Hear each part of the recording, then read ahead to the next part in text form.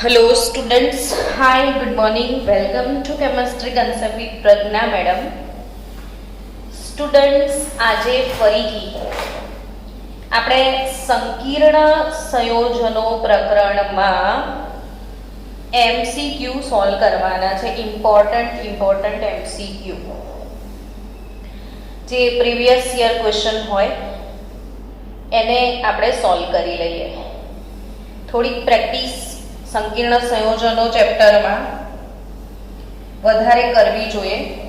ઘણા બધા સ્ટુડન્ટ્સે મને ડાઉટ્સ મોકલ્યા હતા. આયુષી, ત્યારે ડાઉટ્સ એવા હતા કે જે બહુ સિમ્પલ થિયરીના ક્વેશ્ચન હોય, તો એક કામ કર બેટા, તું પ્રકરણ 9 નું જે મારું પ્લેલિસ્ટ છે એ આખું પ્લેલિસ્ટ એક વખત જોઈ નાખ શાંતિથી. શનિ રવિ એક ટાઈમ કાઢી ને પ્રકરણ 9 ના મારા બધા વિડીયો જોઈ લે. તે ઘણા બધા કન્સેપ્ટ તારા ક્લિયર થઈ જાય. ચલો, આજે ટોટલી PYQs તરફ જવાનું છે. પ્રીવિયસ યર ક્વેશ્ચન જે પૂછાયેલા છે પહેલા આપણે એને સોલ્વ કરીશું. PMT એટલે આપણી નીટની એક્ઝામ. પહેલા એને PMT કહેતા હતા, પ્રી મેડિકલ ટેસ્ટ. PMT 2003 માં ક્વેશ્ચન હતો કે IUPAC નામકરણ પદ્ધતિ મુજબ સોડિયમ નાઇટ્રોક્રુસાઇડ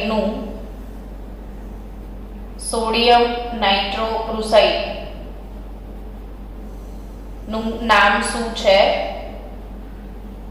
તો બાળકો, આ પ્રશ્ન નોટ ઓનલી JEE નીટ, આ તો ગુજરાત બોર્ડમાં બી બહુ જ પૂછાય છે. તો ગુજકેટ વાળા બાળકો બેસ્યા હોય એક્ઝામમાં, સોરી વિડીયોમાં અત્યારે, તો ખાસ યાદ રાખજો, ઇમ્પોર્ટન્ટ ક્વેશ્ચન છે. સોડિયમ નાઇટ્રોક્રુસાઇડનું IUPAC નામકરણ શું છે? આ ટાઈપનો પ્રશ્ન આવે છે.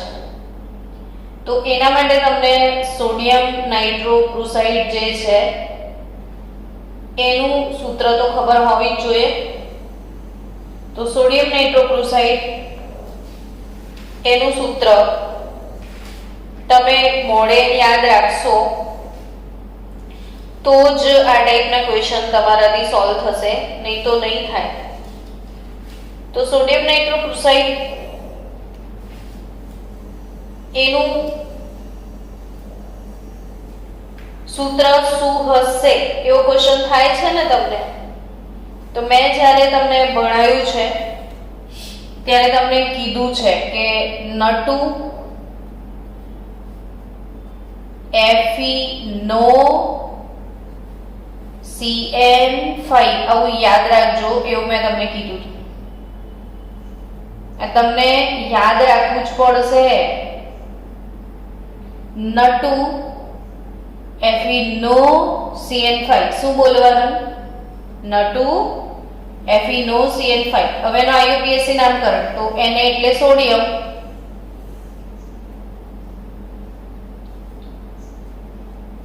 નાઇટ્રોઝોનિયમ N થી શરૂ થાય, સાઇનો C થી શરૂ થાય, એટલે પહેલા સાઇનો આવે. તો સોડિયમ પેન્ટા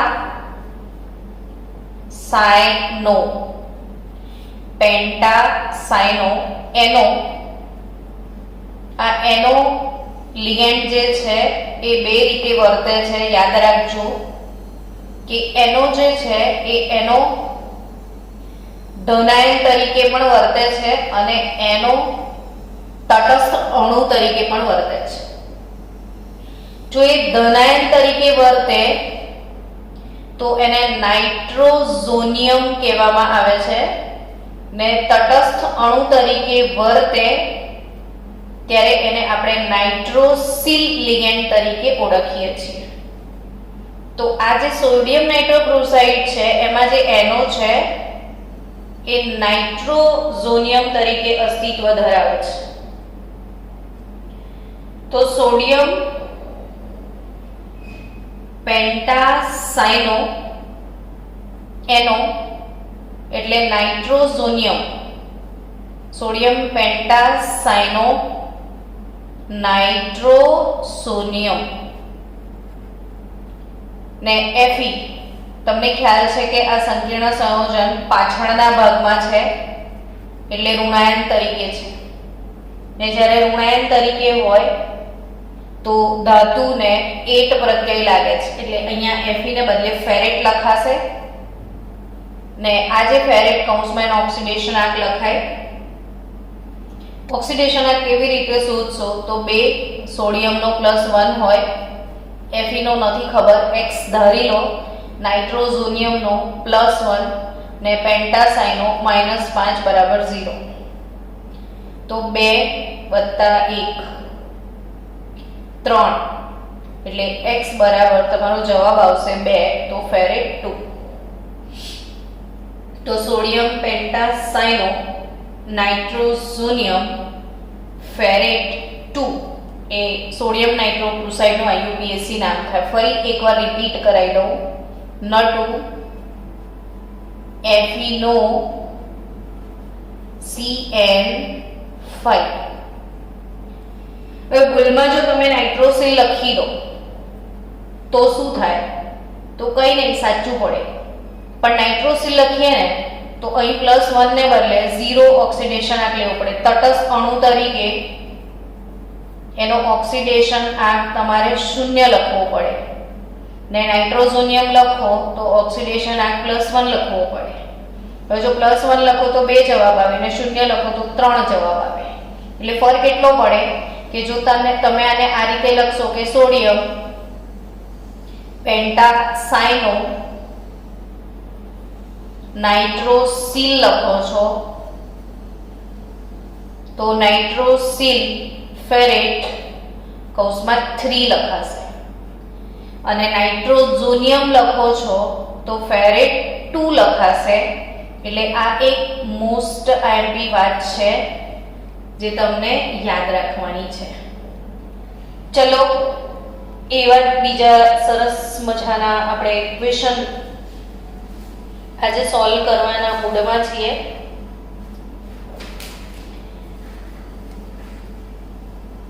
ક્વેશ્ચન છે PMT 2003.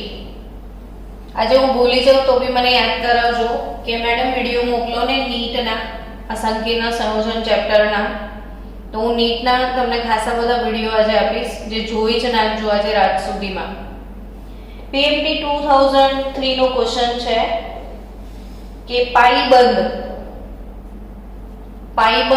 યુક્ત કાર્બનિક સંયોજન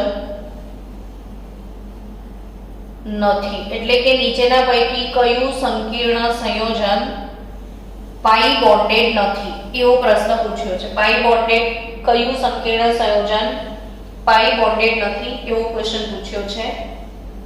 તો એમાં ઓપ્શન આપ્યા છે કે PT Cl3 eta2 C2H4 એક આ સંકીર્ણ સંયોજન આપ્યું છે. બીજું સંકીર્ણ સંયોજન એમાં આપ્યું છે Fe eta5 C5H5 twice આપ્યું છે. ત્રીજું સંકીર્ણ સંયોજન આપ્યું છે Cr eta6 C6H6 twice ને D આપ્યું છે CH3 4SN. બહુ જ મસ્ત ક્વેશ્ચન છે PMT 2003 નો.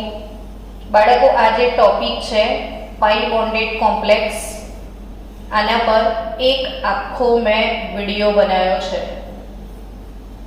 જે લોકોને મારો આ વિડીયો જોવાનો બાકી હોય એ લોકો આખો વિડીયો જોજો એટલે ઓટોમેટિકલી તમને સમજણ પડી જશે કે આ જે સંકીર્ણ સંયોજનો લખ્યા છે એમાં પાઈ બોન્ડેડ કોમ્પ્લેક્સ, આમાં પહેલો જે છે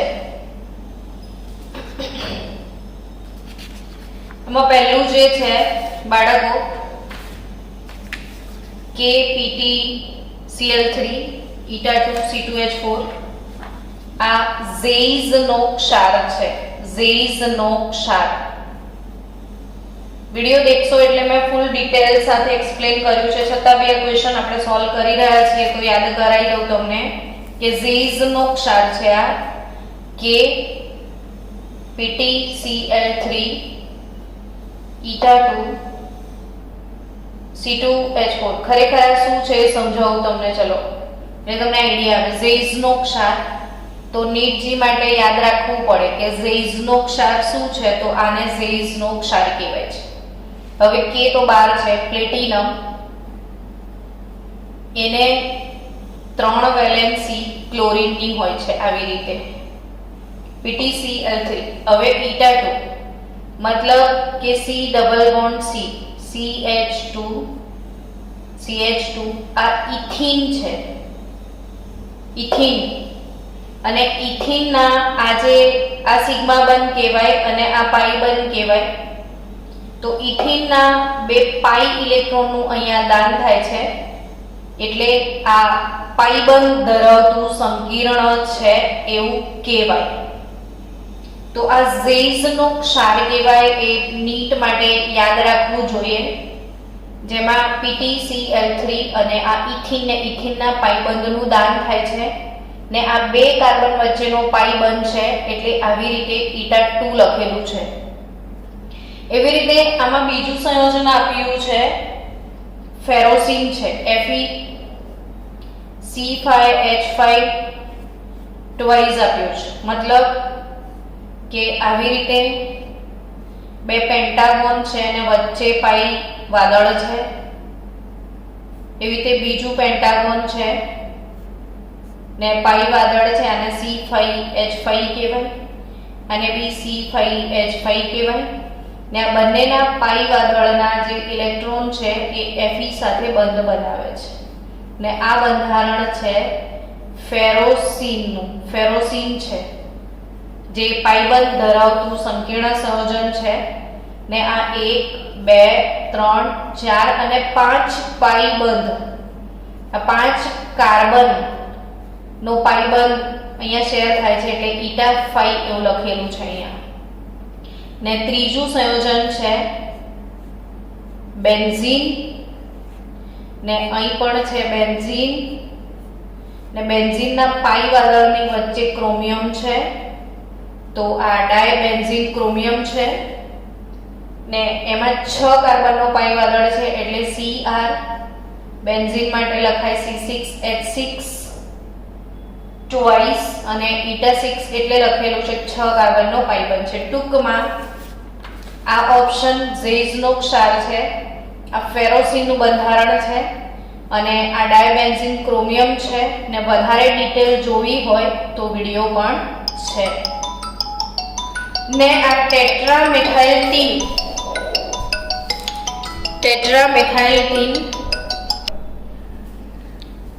ચલો સ્ટુડન્ટ, આ ફેરોસીન છે, આ ક્રોમિયમ છે, એનો વિડિયો જોજો એટલે ફૂલ ડિટેલ તમને પાઈબંધ ધરાવતા સંયોજનોની મળશે.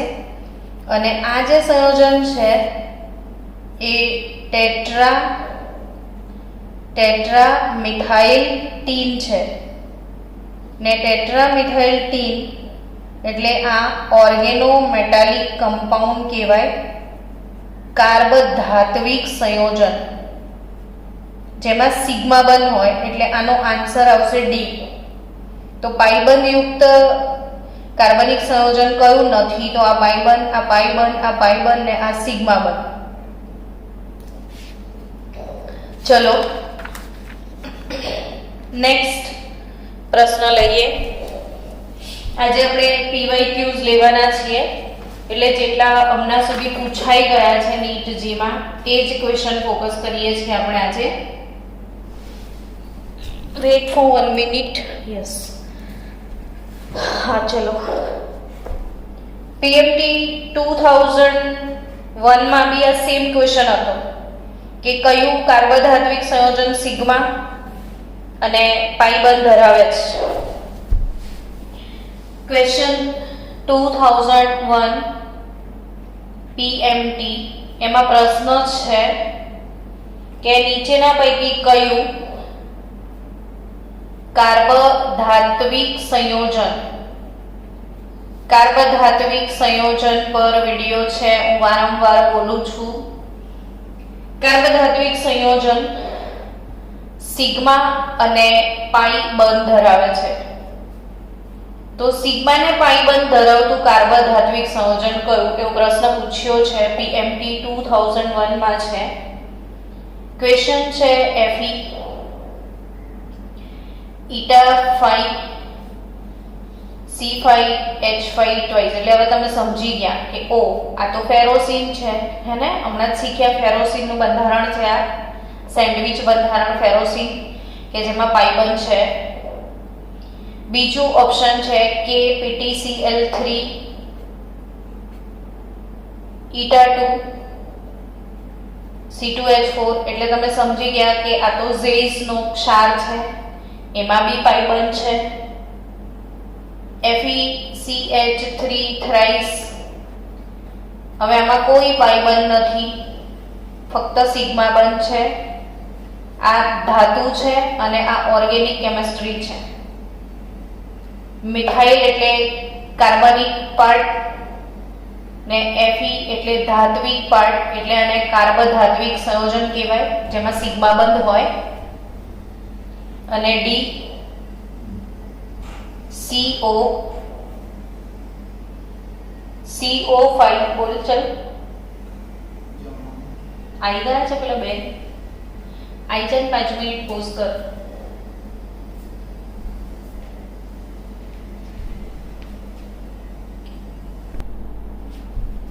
ચલો સ્ટુડન્ટ્સ, આ ફેરોસીન છે, ફેરોસીન એમાં પાઈ બંધ હોય। આ ઝેઇસ નો ક્ષાર છે એમાં પાઈ બંધ હોય। આ કાર્બધાત્વિક સંયોજન છે એટલે ઓર્ગેનિક કેમિસ્ટ્રી અને ધાતુનું સંયોજન, એમાં સિગ્મા બંધ હોય। બટ ક્વેશ્ચન ઇઝ ધીસ કે સિગ્મા ને પાઈ બંધ બંને બંધ ધરાવે। તો તમારે અહીંયા પાક્કું મગજમાં સેટ કરી રાખવાનું, યાદ રાખો કે સિગ્મા અને પાઈ બંને બંધ તમને પૂછ્યા હોય તો એવું સંયોજન ફક્ત અને ફક્ત CO લિગેન્ડ બનાવી શકે। CO લિગેન્ડ ને CO લિગેન્ડ એટલે કાર્બોનિલ લિગેન્ડ ને કાર્બોનિલ લિગેન્ડ બેક બોન્ડિંગ એવી એક સ્પેશિયલ થિયરી, આનો પણ વિડિયો અવેલેબલ છે, હું મોકલી દઈશ આજે તમને। તો કાર્બોનિલ લિગેન્ડ એવો છે કે જે સિગ્મા અને પાઈ બંને બંધ ધરાવે છે। એટલે કોઈ પણ જે ધાતુ છે એને કાર્બોનિલ લિગેન્ડ પોતાના કાર્બનનું દાન કરીને સિગ્મા બંધ બનાવે અને ધાતુની જે ખાલી ડી કક્ષકો હોય, ભરેલી ડી કક્ષકો, એ CO અણુની પાઈ સ્ટાર કક્ષકમાં ફરીથી દાન કરીને બેક બોન્ડિંગ કરીને પાઈ બંધ બનાવે। એટલે પહેલા આ લિગેન્ડ તરફથી મેટલને સિગ્મા બંધ બને અને પછી મેટલ તરફથી લિગેન્ડમાં પાઈ બંધ બને છે। તો આની પણ વિથ ડિટેલ એક્સપ્લેનેશન તમને વિડિયો મોકલીશ। પણ આ બે અગત્યના પ્રશ્નો છે જે આ ચેપ્ટરમાં મિસ ના કરવા જોઈએ, એટલે મેં તમને સમજાવ્યું। ચલો નેક્સ્ટ પ્રશ્ન છે PMT 2003 માં એવો ક્વેશ્ચન છે કે નીચેના પૈકી કયું સંકીર્ણ અષ્ટફલકીય ભૌમિતિક સમઘટકતા દર્શાવતું નથી। અષ્ટફલકીય ભૌમિતિક સમઘટકતા બતાવતું નથી। તો પહેલો જ પ્રશ્ન થાય કે અષ્ટફલકીય ભૌમિતિક સમઘટકતા એ કયા સંકીર્ણો બનાવે છે? તો આપણે શીખ્યા હતા Ma4 B2 પ્રકાર અને Ma3B3 પ્રકાર આપણે શીખેલા છીએ કે જનરલી Ma4B2 અને Ma3B3 પ્રકાર જે છે એ અષ્ટફલકીય ભૌમિતિક સમઘટકતા દર્શાવે છે, જ્યાં A અને B એક દંતીય લિગેન્ડ હોય તો આના પર પણ આપણે સ્પેશિયલ વિડિયો નાખેલા છે. એનો ઓપ્શન છે Ma4B2. સ્પેશિયલી હું આજે આ પણ વિડિયો મોકલીશ તમને. Ma4B2, Ma5B C, Ma2B4 અને D, Ma3B3. તો આપણી ટેક્સ્ટબુકના અકોર્ડિંગ આ બંને જે છે Ma4B2 ને Ma3B3 ભૌમિતિક સમઘટકતા બતાવે છે એવું આપેલું છે. તો ઓબ્વિયસ Ma2B4 પ્રકાર જે છે એટલે Ma4B2 લઈ લો કે Ma2B4 લઈ લો, વસ્તુ સેમ થઈ કે A ટાઈપના 2 લિગેન્ડ અને B ટાઈપના 4 લિગેન્ડ એટલે ભૌમિતિક સમઘટકતા બતાવે. Ma3B3 પણ બતાવે, Ma4B2 પણ બતાવે. કોણ નહીં બતાવે? તો Ma5B. તો આ ટીક થઈ જાય એટલે સમઘટકતામાંથી પ્રશ્ન આવવાના. સમઘટકતા ટોપિક પણ તમારે ધ્યાનમાં લેવાનો છે. ચલો PMT 2004 એક્સ્ટ્રા ઓર્ડિનરી ક્વેશ્ચન છે. PMT 2004 મસ્ત પ્રશ્ન છે, આપણે સોલ્વ કરીએ. ક્વેશ્ચન છે H2O ને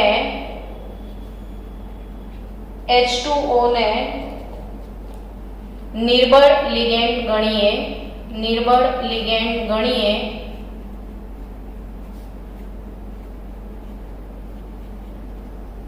તો MnH2O6 પ્લસ 2 સંકીર્ણમાં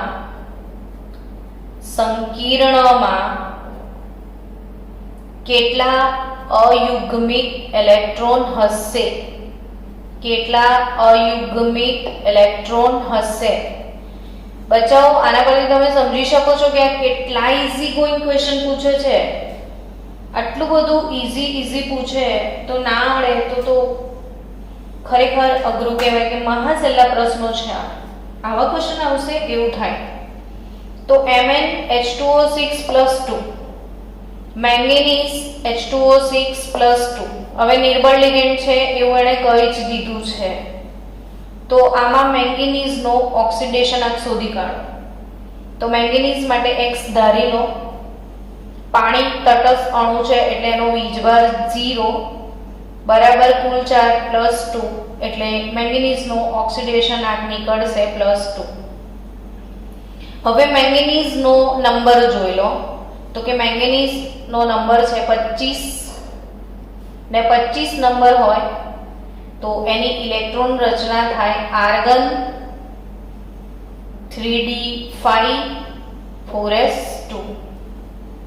હવે મેંગેનીઝ પ્લસ 2 બનાવો તો બાહ્યતમ કક્ષામાંથી ઇલેક્ટ્રોન દૂર થાય એટલે પહેલા ઇલેક્ટ્રોન 4s માંથી જાય તો 2 ગયા, બચ્યા 3d5 ને 3d5 થાય તો d માં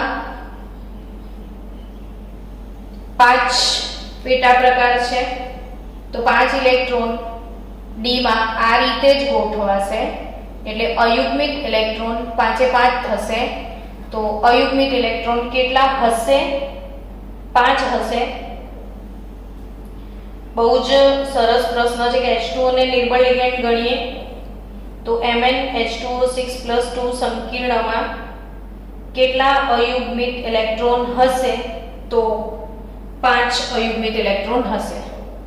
છે ને મસ્ત ક્વેશ્ચન, કેટલો બધો સિમ્પલ. આપણને એમ થાય કે આટલું સિમ્પલ પણ પૂછે છે એ લોકો.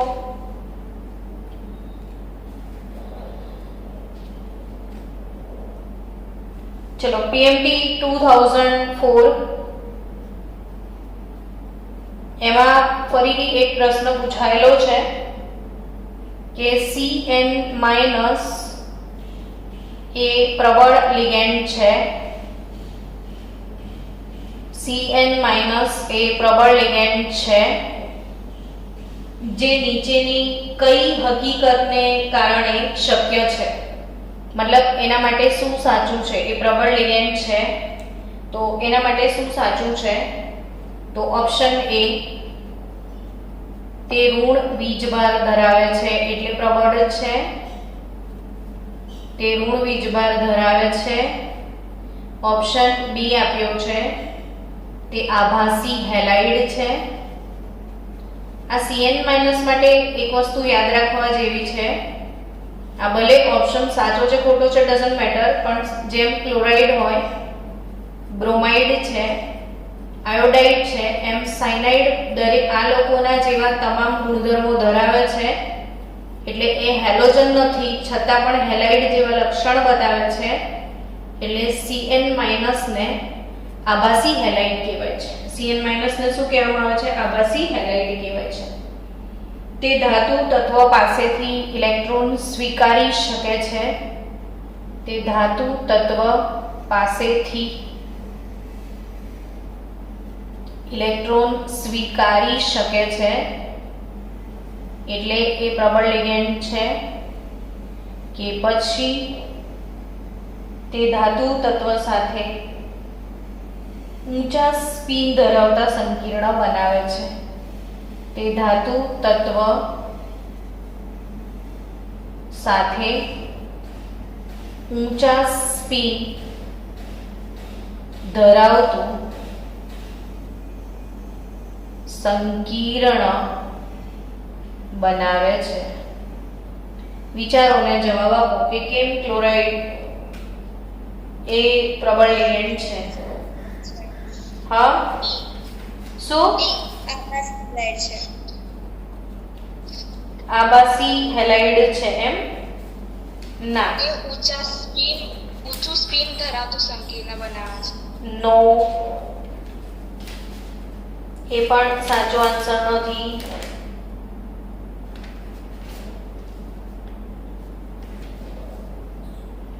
કેમ એ બનાવે છે?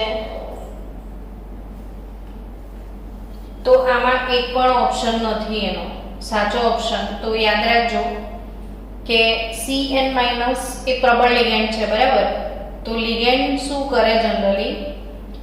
તો કે આ તો પ્રબળ લિગેન્ડ હોય ને, પ્રબળ લિગેન્ડ હોય તો ઉચ્ચ સ્પિન ના ધરાવે, એ નીચી સ્પિન ધરાવતા સંકીર્ણ બનાવે. કે મે બી અહીંયા સમજ પડી જશે કે જો લિગેન્ડ પ્રબળ હોત, જો લિગેન્ડ કેવો હોત? પ્રબળ, તો આ ઇલેક્ટ્રોનનું યુગ્મીકરણ થઈ જતું એટલે આ બે ના રહેતા. હવે યુગ્મીકરણ થયું એટલે ખાલી એક જ અયુગ્મિક છે તો આની સ્પિન 1/2 એકલી જ મળતી તમને. એટલે એક વસ્તુ યાદ રાખજો કે લિગેન્ડ જો પ્રબળ હોય ને તો ઊંચી સ્પિન ધરાવતા સંકીર્ણ ના બનાવે. નીચી સ્પિન, લો સ્પિન કોમ્પ્લેક્સ કોણ બનાવે? પ્રબળ લિગેન્ડ. એટલે આ ઓપ્શન તો આવે જ નહીં. બીજું કે આભાસી હેલાઇડ છે એટલે પ્રબળ લિગેન્ડ છે એવું તમે ના કહી શકો. આ તો જસ્ટ રસ્તામાં આવ્યું એટલે મેં સમજાયું કે એ આભાસી હેલાઇડ છે. બીજું, તે ધાતુ તત્વ પાસેથી ઇલેક્ટ્રોન સ્વીકારે છે. આપણે સંકીર્ણ સંયોજન કેવી રીતે બને કે લિગેન્ડ જે છે એ ધાતુને ઇલેક્ટ્રોન આપે છે. લિગેન્ડ ધાતુને ઇલેક્ટ્રોન આપે છે, એ ધાતુ પાસેથી ઇલેક્ટ્રોન સ્વીકારતો નથી.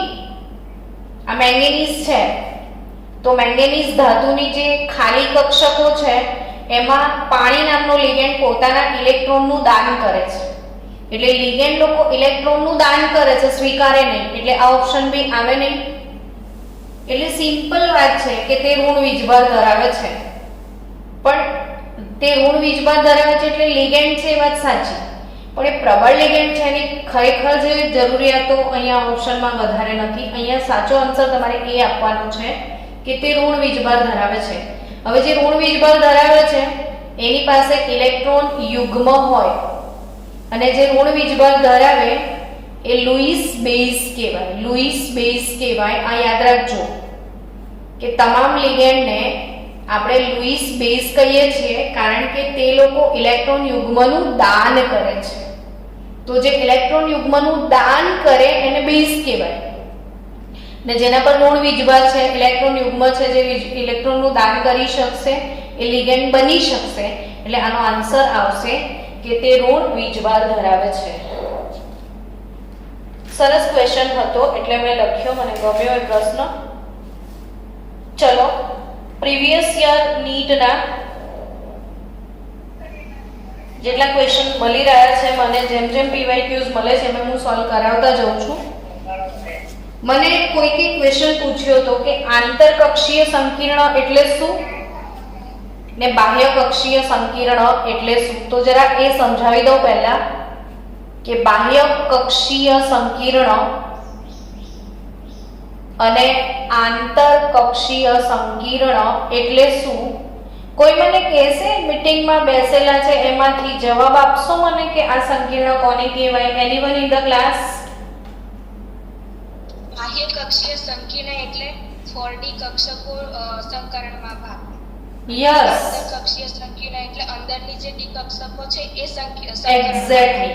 એટલે જ્યારે લિગેન્ડ પ્રબળ હશે ને, લિગેન્ડ પ્રબળ હશે, પ્રબળ લિગેન્ડ હોય સંકીર્ણમાં તો મોટા ભાગે DsP3 આવા સંકરણ તમને જોવા મળશે અથવા D2sP3 આવું સંકીર્ણ તમને જોવા મળે. જ્યારે નિર્બળ લિગેન્ડ હોય તો પેલું યુગ્મીકરણ ના થાય. નિર્બળ લિગેન્ડ હોય તો યુગ્મીકરણ ના થાય. બહુ જ સરસ વિડિયો છે આ ચેપ્ટરના, જોવા જેવા છે. કે પ્રબળ લિગેન્ડ હોય તો D2sP3 સંકીર્ણ થાય, પણ નિર્બળ લિગેન્ડ હોય તો sp3d2 સંકીર્ણ થાય. હવે જો sp3d2 સંકીર્ણ થાય તો આની અંદર 4s 4p અને પાછળ વાળી 4d કક્ષક યુઝ થાય ને d2sp3 તો અંદર વાળી 3d 4s અને 4p યુઝ થાય છે. એટલે બહાર વાળી d કક્ષક વપરાય તો બાહ્ય કક્ષીય સંકીર્ણ ને અંદર વાળી d કક્ષક વપરાય તો એ આંતરકક્ષીય સંકીર્ણ કહેવાય. એટલે જેમાં આ ટાઈપના સંકરણ હોય એ આંતરકક્ષીય ને જેમાં આ ટાઈપના સંકરણ હોય એ બાહ્ય કક્ષીય સંકીર્ણ બનશે. ચલો નીટ 2017 નો એક ક્વેશ્ચન સોલ્વ કરીશું. નીટ 2017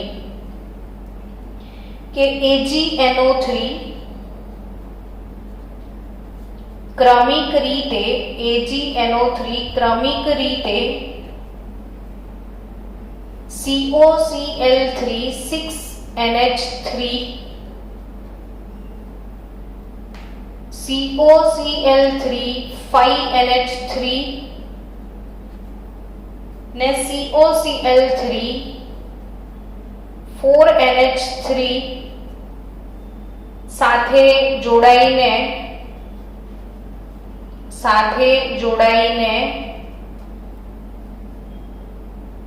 AgCl બનવાની તત્વયોગ મિતિનો AgCl બનવાની તત્વયોગ મિતિનો સાચો ક્રમ શું હશે? આવો પ્રશ્ન પૂછ્યો છે. નીટ 2017 માં પ્રશ્ન પૂછ્યો છે, આ નીટ 2017 માં. તો બાળકો એક યાદ રાખજો કે જે ક્લોરીન છે, ક્લોરીન એ જે ક્લોરાઇડ આયન છે, ક્લોરાઇડ આયન ધરાવતું દ્રાવણ હોય ને એમાં તમે સિલ્વર નાઇટ્રેટ ને ઉમેરો છો. ક્લોરાઇડ ધરાવતા દ્રાવણમાં શું ઉમેરો છો? Silver nitrate. તો AgCl ના સફેદ અવક્ષેપ તમને મળે. શેના સફેદ અવક્ષેપ મળશે તમને? AgCl ના. હવે AgCl ના જે સફેદ અવક્ષેપ મળે એમાં આને ને આ તત્વયોગ મિતિને શું લેવા દેવા? તો કે ઓબ્વિયસલી બાળકો COCl3 6NH3 તો આ 100% આ સંકીર્ણ કેવો હશે કે CO Na3 6 એમોનિયા અંદર લઈ લો તો 3 Cl બહાર રહી શકે. જો આનું સૂત્ર બનાવવું હોય તમારે તો CO